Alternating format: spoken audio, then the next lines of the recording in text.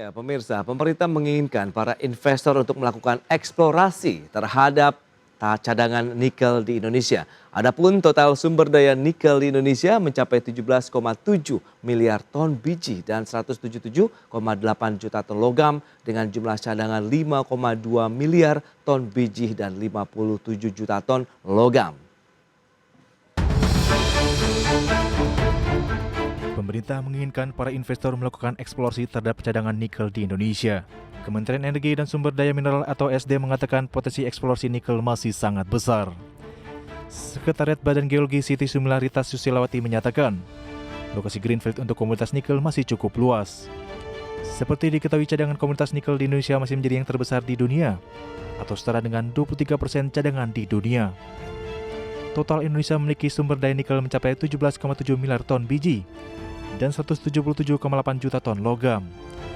Dengan jumlah cadangan 5,2 miliar ton biji dan 57 juta ton logam. Sementara itu, Sekretaris Jenderal Asosiasi Penambang Nikel Indonesia atau APNI, Medi Katrin Lengke menyampaikan sejumlah rekomendasi kepada pemerintah agar harga nikel tidak terus terkoreksi dan bisa terdongkrak ke depan. Salah satu rekomendasi yakni melalui balancing supply and demand, dalam artian keseimbangan antara jumlah pabrik dan penambang yang sudah diberikan izin produksi dengan konsumsi yang dibutuhkan dalam negeri. Berbagai sumber IDX Channel. Ya, pemirsa, untuk membahas tema menarik berikutnya, peluang dan tantangan industri nikel di tahun 2024. Kita sudah tersambung melalui Zoom bersama dengan Ibu Medi Katrin Lengke. Beliau adalah Sekretaris Jenderal Asosiasi Penambang Nikel Indonesia atau APNI. Ya, halo, selamat pagi. Pagi Mas Pras. Ya, salam sehat Bu Medi.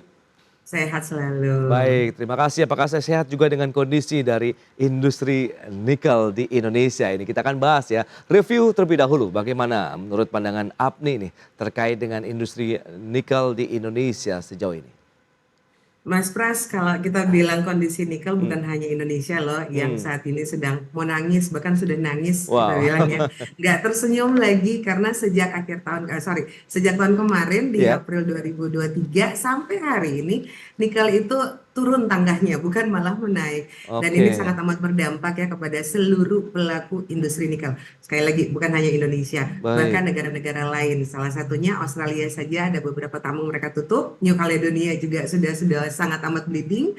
Dan dalam hal ini ya kalau kita bilang puji Tuhan Indonesia masih cukup bertahan dengan kondisi nikel yang terjadi untuk harga nikel yang semakin drop dan drop lagi. Nah, itu dia. Kenapa bisa terjadi kondisi seperti itu yang dialami oleh produsen nikel global begitu, bahkan tidak hanya Indonesia saja yang mungkin merasakan dampaknya nanti?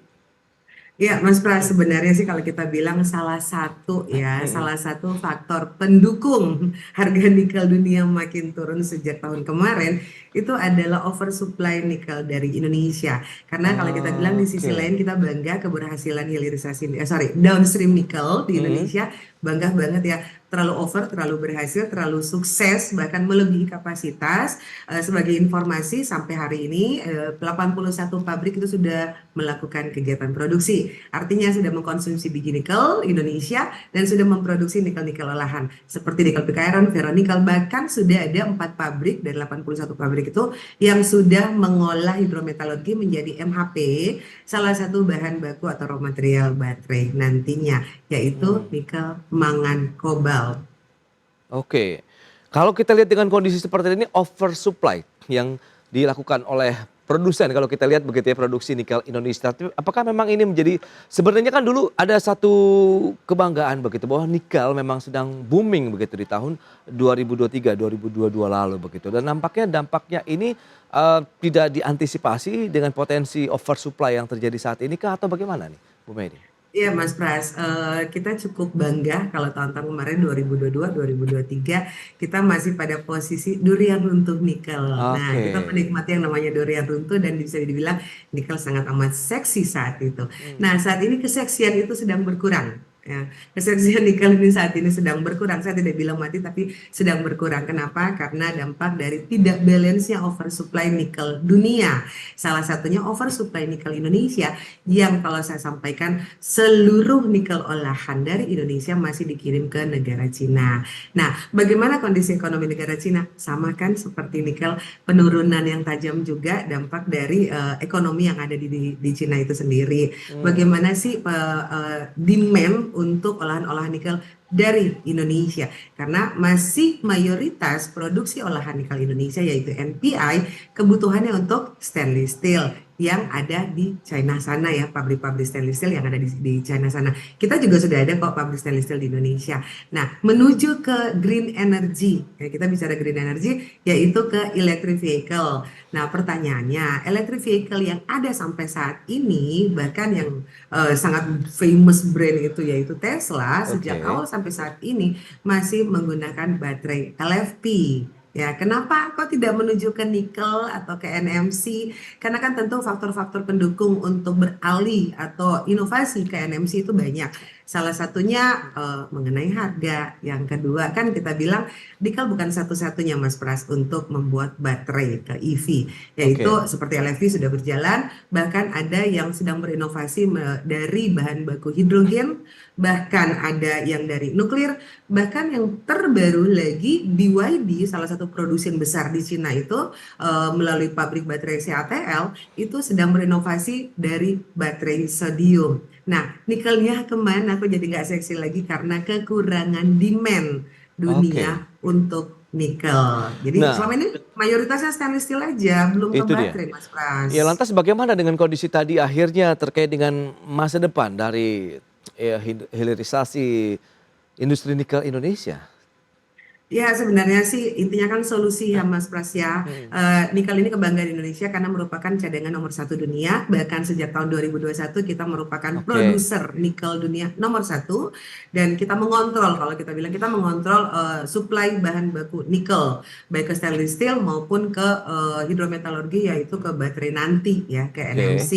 Tapi apa langkah-langkah pemerintah yang harus ditindaklanjuti? Salah satunya adalah pembatasan atau bahasa kami sih stop down pabriknya. Jangan jor-joran ya. Kita ini over target kok, over supply kok, over capacity juga. Kekhawatiran kami bukan hanya karena kebutuhan dunia mengenai produk olahan nikel Indonesia, Oke. tapi juga kita sangat amat khawatir pertama mengenai cadangan. Ya, sekali lagi cadangan nikel kita akan berkurang. Kedua, kita juga concern dong masalah environmental. Kita sudah harus pikirkan bagaimana dampak lingkungan terhadap pengolahan-pengolahan hasil tambang ini, bukan hanya nikel ya, tambang-tambang yang lain juga. Dan Ya, yang ya. paling penting lagi Mas Pras, fokus dong mengenai keselamatan kerja ya. Akhir-akhir ini kan banyak banget yang terjadi kecelakaan kerja di pabrik. Nah, pembenahan mendukung pabrik-pabrik yang sudah ada, stop menginvite pabrik yang baru, tapi bagaimana kita menginvite pabrik hilir. Nah, Oke. sekarang ini hilir. Hilir itu barang jadi Mas Pras, bukan bukan setengah jadi, hilir. Hmm. Ya, jadi hilir apa? Hilir stainless steel, hilir baterai, atau hilir EV, apapun itu. Bagaimana kita mengundang para OEM manufacturer itu untuk berinvestasi di Indonesia? Untuk baterai, bagaimana Indonesia bekerja sama dengan negara-negara penghasil lithium dan grafite? Ya, Oke. nikel bukan berdiri sendiri, Mas Pras. Masih ada mineral pendukung untuk menjadi baterai sel, yaitu lithium dan grafite. Siapa itu? Ya, contohnya seperti Australia, negara kita atau negara tetangga kita. Ya, Bagaimana ya. kerjasamanya? Bagaimana menginvite mereka untuk mengirim lithium grafite-nya masuk Indonesia sehingga ada baterai sel di Indonesia. Ini Baik. langkah-langkah yang harus menjadi perhatian pemerintah ke depannya, Mas Bu Medi, Pras. tapi kalau bicara mengenai tadi Anda katakan ada pembatasan produksi, tapi kan mereka juga tengah euforia begitu terkait dengan produksi nikel. Bagaimana nikel diharapkan benar-benar bisa menjadi bahan baku utama dari pembuatan baterai untuk mobil listrik begitu. Meskipun tadi ada isu LFP begitu yang sedang mengumpulkan saat ini. Tapi Anda melihat bagaimana? Apakah bisa dilakukan dan seberapa jauh nanti dampak turunnya kalau produksi harus dibatasi atau dikurangi? Yang tadi saya sampaikan Mas Pras, kita batasi untuk menginvite pembangunan pabrik baru khususnya ke pirometalurgi. Ya, Oke. pirometalurgi itu adalah pengolahan biji nikel kadar tinggi, ya cadangan lagi kadar tinggi, yaitu menjadi nikel pick iron, ferronikel, nickel matte sampai ke stainless steel. Hmm. Untuk ke baterai, nickel matte itu masih dibutuhkan Mas Pras ya untuk membuat baterai sel itu. Jadi kita Oke. tetap butuh nickel matte-nya. Tapi utamanya adalah hidrometalurgi. Hidrometalurgi ini adalah menggunakan biji nikel kadar rendah. Sekali lagi, kadar rendah. Kita lebih banyak kadar rendah loh dibanding kadar tinggi. Nah, bagaimana konsumsi biji nikel kadar rendah? Kedua, bagaimana menginvite pabrik hidrometalurgi? Tapi yang paling penting lagi, bagaimana kapasitas kebutuhan dunia. Jangan sampai dunianya butuhnya cuma seberapa, tapi kita lebih dan over, kembali lagi over kapasitas lagi, sehingga tidak terjadi balancing antara supply demand untuk bahan baku baterai ke depan. Nah, Oke. bagaimana juga pemerintah Indonesia untuk mencoba meyakinkan nih para OEM manufacturers baterai dalam hal ini Mm-mm. untuk beralih ke NMC ya. NMC itu bukan sesuatu yang mudah Mas Pras, karena Mm-mm. gandengannya di dalam sendiri belum banyak terjadi, yaitu NMC yang digandengkan dengan lithium dan grafite. Undang dulu dong, yakinkan dulu negara-negara penghasil lithium dan grafite untuk berkolaborasi, bersinergi, membuat Mm-mm. satu baterai sel NMC nantinya. Oke, jadi Tugas yang paling pemerintah tidak berat loh Mas itu Pras. dia, paling tidak nikelnya tetap dimanfaatkan begitu ya untuk Tetap, produksi tetap. mobil baterai karena memang sekarang sedang booming juga nih kendaraan listrik di dunia begitu Iya. termasuk di Indonesia. Baik, kita akan lihat isu-isu apa saja yang mungkin perlu segera dimitigasi untuk bisa menjaga industri nikel kita tetap bergeliat tapi sambil juga memantau nih tidak adanya oversupply di pasar sehingga harganya masih tetap seksi. Kita bahas nanti di segmen berikutnya dan pemirsa kami akan segera kembali usai pariwara berikut ini.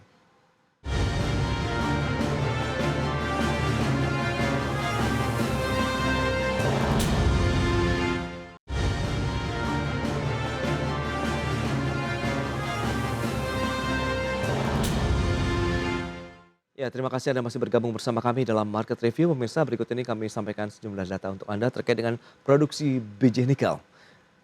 Baik, kita lihat tahun 2018 38,33 juta ton, kemudian perkembangannya sampai dengan tahun 2023 mencapai 193,5 juta ton biji nikel yang diproduksi di Indonesia ya. Kita lihat perkembangannya memang hampir menyentuh 200 juta ton. Berikutnya ekspor nikel di tahun 2022. Ini totalnya sekitar 777,4 ribu ton. Kemudian nilainya mencapai 5,97 miliar dolar Amerika. Ada pertumbuhan sekitar 369% ekspor nikel di tahun 2022 lalu. Berikutnya negara tujuan ekspor nikel Indonesia kemana saja? Ada Tiongkok, kemudian Jepang, Korea Selatan, Malaysia, Norwegia, India, Singapura, Hong Kong, Belgia, dan juga Timor Leste. Baik, kita lanjutkan kembali perbincangan bersama dengan Ibu Medi Catherine Lengke, Sekjen APNI. Baik, Bu Medi, dengan beberapa data tadi yang sudah disampaikan memang ekspor nikelnya 369% begitu kenaikannya luar biasa sekali dan produksi biji besinya juga hampir 200 juta ton. Nah, lantas bagaimana kalau memang kolaborasi yang perlu dilakukan, tapi kan kita perlu ada satu lembaga internasional yang bisa diajak duduk bersama-sama ini, Bu Medi. Seperti apa nanti? Iya, Mas Pras, kalau kita bilang Indonesia bukan satu-satunya negara penghasil nikel, ya. Hmm, Kita ada negara-negara lain juga. Australia juga ada, loh, tetangga kita baik Filipina, New Caledonia, bahkan sampai ke Eropa, bahkan Amerika, Kanada itu ada nikel juga. oke, Nah, sebenarnya kan ini berbicara kepentingan bersama nih, Mas Pras. Harga drop ini kan yang dirasakan bukan hanya dampak kepada Indonesia, tapi ke negara-negara penghasil nikel. Nah, oke. pertanyaannya adalah bagaimana Indonesia sebagai produser dan cadangan nikel nomor satu dunia Hmm, bisa mengelit dan bisa juga mencoba mengajak berdiskusi bekerja sama dengan negara-negara penghasil nikel. Artinya mencoba membuat satu organisasi perkumpulan bersama, kepentingan bersama bagaimana untuk penentuan harga, trend market, assessment-nya, kemudian bagaimana penerapan ESG-nya, dan segala kebutuhan-kebutuhan dalam industri nikel. Saya rasa kalau kita sudah berbicara dalam satu lembaga, satu organisasi dunia dalam hal ini, itu bisa dirumuskan sesuatu untuk kepentingan semua negara penghasil nikel. Ya, bukan hanya produsernya, hmm. tapi marketnya juga, buyernya juga yang butuh nikel. Nah, dalam hal ini, kalau kita dulu kan ada OPEC ya, kalau minyak, kenapa sih saat ini Indonesia nggak mencoba menginisiatif Hmm. mengajak negara-negara membentuk satu organisasi nikel dunia, yaitu ya Oke, contohnya Indonesia, nikel exporting country atau whatever it is, tapi at least bareng-bareng yuk kita sharing ini solusinya, way out-nya bagaimana nih kalau nikelnya drop terus, karena akan berdampak kepada penerimaan negara. Bukan oke. hanya negara Indonesia, termasuk negara-negara yang lain penghasil nikel. Oke, lantas peran dan juga mungkin langkah yang sudah dilakukan APNI begitu dan teman-teman dari pelaku usaha nikel sendiri begitu untuk menginisiasi. Apakah memang harus pemerintah yang mendirigen begitu atau mungkin dari asosiasi saja sudah cukup? Ya, sebenarnya gini Mas Pras, di dunia ini Hmm, ada namanya International Nickel Study Group, hmm, ya, yang berbasis di Portugal atau di Lisbon sana. oke, International Nickel Study Group itu sudah berdiri sejak hampir 100 tahun ya. Mereka fokus pada studi nikel dunia. Nah, oke, INSG ini dulu Indonesia bergabung, pemerintah Indonesia bergabung. Tapi saya tidak tahu 40 tahun terakhir ini kok menghilang. Nah, sebenarnya INSG ini juga menjadi salah satu wadah bagaimana berkumpulnya para pelaku nikel dunia. Nah, oke, kami juga, APNI juga diundang karena APNI asosiasi dan kita banyak berdiskusi bagaimana harga trend market dan solusi. Nah, alangkah baiknya jika pemerintah Indonesia, karena pemerintah itu kan regulator ya, ya, kita bukan regulator loh Mas, kita ini hanya menjembatani antara pelaku dan pemerintah, mencoba cari solusi bagaimana ide terbaik untuk mendapatkan value added bagi pelaku maupun ke pemerintah. Nah, dalam hal ini kita mencoba memberikan masukan. Pemerintah, ayo dong kita bantu ajak negara-negara penghasil nikel sehingga tidak terjadi kondisi seperti ini.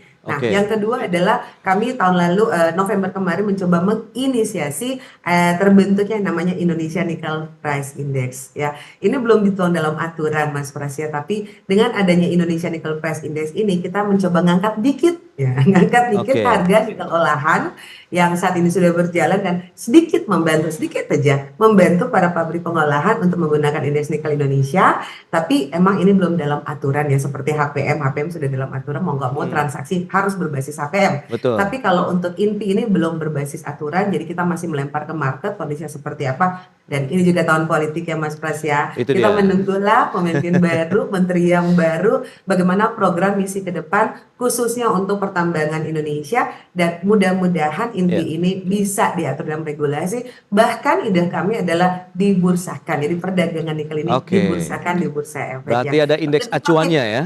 betul, Oke. dan lebih gampang men-tracer, pemerintah Hmm, lebih gampang men-tracer dan meminggir-minggir nih para ilegal-ilegal. Nah, ini kan hmm. ada tertib dan yang paling penting lagi persyaratan termasuk environmental, kerusakan lingkungan, AMDAL, kecelakaan kerja. Ini menjadi fokus kita loh Mas Pras. Oke. Jangan sampai terulang-terulang terus. Ini bicara nyawa, bukan Baik, bicara tapi profit. di masa transisi ini kalau kita lihat dari sisi kepemimpinan nanti Anda melihat bagaimana isu terkait dengan hilirisasi di sektor pertambangan seperti saat ini khususnya nikel, apakah masih akan terus berlanjut menjadi fokus utama atau tidak? Mengingat tadi beberapa isu krusial terkait dengan bagaimana perkembangan produk lithium ferrofosfat gitu yang semakin mengemuka, kemudian ada kecelakaan kerja begitu di pabrik-pabrik pertambangan di Indonesia begitu ya untuk mineral yang Anda sudah katakan juga tadi. Harga nikel yang turun 43% di sepanjang tahun 2023. Apakah ini perlu satu solusi yang komprehensif yang cepat juga harus direalisasikan nantinya, Bu Medi? Ya, sangat perlu Mas Hmm, Pras. Bagaimanapun juga industri pertambangan khususnya sektor nikel itu ya, menyumbang angka yang cukup fantastis untuk realisasi investasi. Sekali lagi, oke. realisasi investasi di Indonesia itu sangat amat terdongkrak dari program nikel downstream. Hmm, Nah, bagaimana mineral yang lain kan rencananya pemerintah akan mengcopy apa yang sudah terjadi di nikel untuk mineral-mineral Indonesia yang lain seperti bauxite, copper dan yang lain-lain itu. Nah, oke. pertanyaannya adalah bagaimana program pemerintah ke depan Mas Pras, kan ini isunya banyak banget ya. Dan Iya. bagaimana NMC, bukan hanya LFP, bagaimana Hmm, NMC ini menjadi salah satu bagian prioritas dalam pabrik-pabrik baterai manufacturers. Nah, itu adalah tugas pemerintah. Kita hanya memberi masukan, kita hanya memberi ide, kita hmm, hanya mempertemukan, dan solusi akhir ada di pemerintah. Karena bagaimanapun juga tambang ini milik pemerintah, bukan pengusaha. Ya, pengusaha hanya hak mengelola. Nah, yang paling penting dari kami para pelaku industri hmm, pertambangan secara keseluruhan, pertama adalah Mas Pras konsistensi aturan, ya hmm, konsistensi aturannya. Kedua, jaminan berusaha. Ini menjadi tugas utama nanti presiden atau pemerintah yang baru sehingga hmm. negara-negara lain nyaman, aman untuk berinvestasi di Indonesia. Bukan hanya pertambangan, saya rasa seluruh manufacturer ya, seluruh industri. Dan yang kedua, Hmm, kebocoran-kebocoran dan kekurangan-kekurangan di nikel downstream yang sudah berjalan seperti ya dampak lingkungan, kecelakaan kerja, hmm, tenaga kerja asing, dan penerimaan negara dan dampak sosial terhadap masyarakat lingkar tambang itu apa nih yang kurang, apa nih yang bocor. Jangan hmm. sampai terulang lagi nih.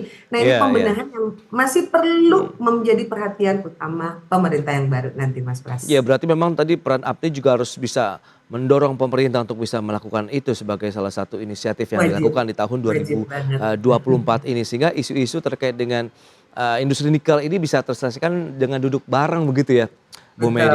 Betul. Duduk bareng bukan hanya pelaku Indonesia, Mas. Ya, Bagaimana mengajak duduk bareng dengan pelaku dunia ya. yang sudah lebih expert, yang sudah berpengalaman, Mhm. dan yang paling penting lagi, nikel nggak berdiri sendiri. Sekali lagi, bagaimana berkolaborasi dengan negara lain yang punya mineral lain untuk menjadi package baterainya. Yang Oke. kedua, bagaimana Indonesia juga dapat tambahan nih value added dari mineral pengikut lain yang ada di nikel. Bukan hanya jualan nikel, tapi akan ada mineral yang lain. Hitung dong harganya, sehingga dapat tambahan penerimaan negara. Intinya adalah Oke. value added kan Mas ya. Iya. Value added loh ya. Baik, Itu yang lantas penting. proyeksi dari APNI sendiri bagaimana dengan industri nikel ke depannya? Ya, kalau kita lihat kan ini dari tahun 2022, 2023 ini kan surplus terus ya kapasitas produksinya. Ya. Bahkan kalau kita lihat dari kumulatif 3 tahun terakhir aja ada penambahan 566 ribu ton. Di tahun 2024 ini aja dari perhitungan dunia sampai bahkan dengan APNI sendiri kita menghitung nanti kapasitas produksi nikel dalam negeri itu mencapai 2,3 juta ton ya. Metal ton ya. Jadi Oke. dalam hal ini pertanyaannya demand-nya covering nggak dengan kapasitas produksi 2,3 juta ton ini. Hati-hati jangan sampai terlalu over. Iya. Nah, benahan dulu Mas Pras. Kita benah-benah dulu yuk di dalam mengenai isu-isu yang seperti yang ada tadi, cadangannya, cut off-nya Betul. jangan semua makan kadar tinggi, pembatasan pabriknya jangan semua diundang untuk membuat pengolahan di sini. Yang ketiga unsur lingkungannya, dampak terhadap lingkungannya. Yang keempat dapat tambahan duit dari mana nih, dapat value added-nya dari mana lagi nih. Yang kelima kecelakaan kerja sangat amat penting, kita concern banget lah Mas Pras. Nyawa kok kayak begitu aja gitu loh. Iya, Nah itu oke. menjadi fokus banget Mas Pras, dan yang paling penting Ya. ajak negara-negara lain duduk bareng yuk, bagaimana merumuskan ke depan baik market, harga, kondisi, assessment, lingkungan, dan banyak lagi isu-isu yang harus dibahas. Tapi ya Indonesia nggak berdiri sendiri, kita butuh Baik. negara lain, kita Itu dia. bekerja sama bergandeng tangan. Semoga nanti akan ada solusi di tahun 2024 ini dan bisa segera direalisasikan ya, sehingga nanti industri ini tidak sunset begitu, masih terus Betul. menunjukkan eksistensinya sampai dengan tahun-tahun ke depan. Bu Medi, terima kasih banyak atas waktu dan sharing yang sudah Anda sampaikan kepada pemirsa pada hari ini. Selamat melanjutkan aktivitas Anda kembali. Salam sehat, Bu Terima Medi. kasih Mas Ya. Pras, salam sehat, bahagia selalu. Baik pemirsa, 1 jam sudah saya menemani Anda dalam Market Review. Saya Prasetyo Wibowo beserta kerabat kerja yang bertugas undur diri. Terima kasih dan sampai jumpa.